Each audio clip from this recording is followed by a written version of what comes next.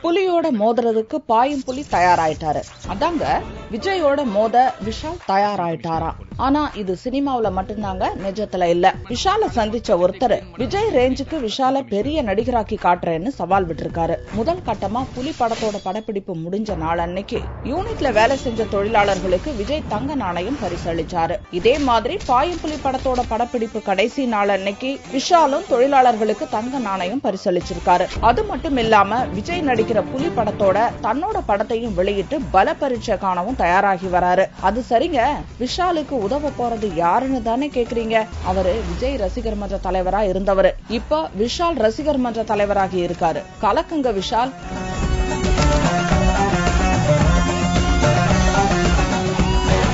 பயப்படாதீங்க, please inform.